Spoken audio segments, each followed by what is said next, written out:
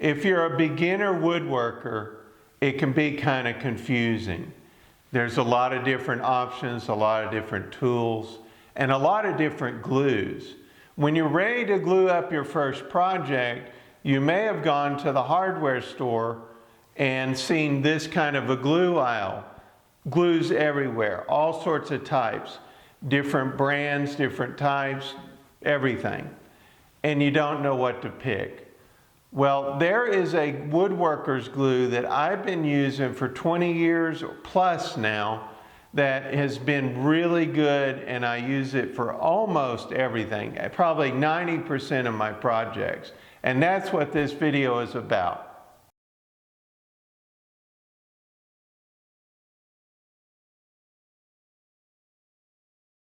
The one glue you'll use the most is a woodworking glue or a PVA glue. It's a water-soluble glue and it's pretty versatile. You can use it for most anything. And you probably saw it when you were growing up as a kid. It's what they would call school glue. But woodworking glue is a little bit better than the typical school glue, the white glue that you would see. Usually it has properties and colors that are more suitable for woodworking. Well, throughout my history of woodworking and my background, I've used a certain glue more than any other, and it is my go-to glue. It is a Titebond glue, which Titebond is a wonderful brand and makes all really good glues. All these glues are good. If you break a joint with these glues, the joint will break at the wood edge and it won't break down the glue, meaning the glue is tougher than the wood itself. So any of these glues are great. It's just the properties that make them different. With Titebond, there's 3 different types of the PVA glue. There might be some others, but there's 3 main types that you will see. There's Titebond Original, and there's Titebond 2, which is a premium glue, and then there's Titebond 3, which is what they call the ultimate glue. The main differences between the two are open times, the amount of time you can work with them, and the amount of waterproofness of them, and also a little bit of the color.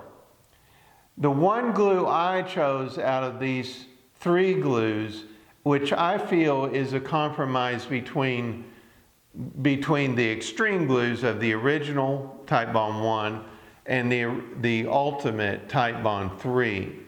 The ultimate is the most waterproof.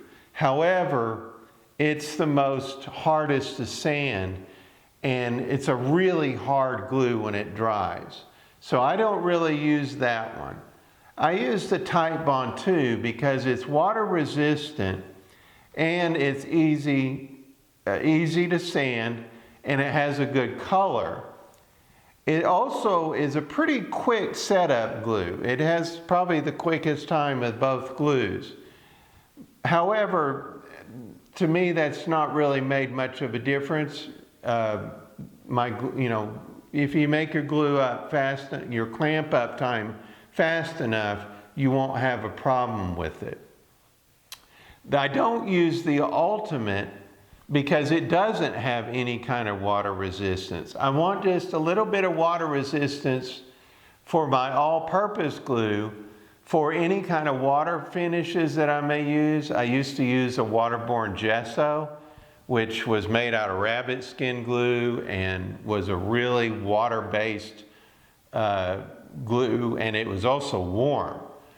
So I didn't want it to degrade the glue while it was drying, which would take probably 20 minutes to dry. And I didn't want it to affect the joint. So I chose Titebond 2. And I feel it's the best all-around glue because you can use it both indoors and you can use it both outdoors. And the original is about the same working properties, but it doesn't, like I said, it doesn't have the waterproofness. So I use Titebond 2 and feel it's a good compromise. When I want something really, really waterproof, I'll go to an epoxy. because if you're getting to that point of needing a really waterproof glue, the best waterproof glue out there is an epoxy resin, 2-part resin glue. And I'll put a link down below in the description for System 3, which makes a really, really good epoxy glue.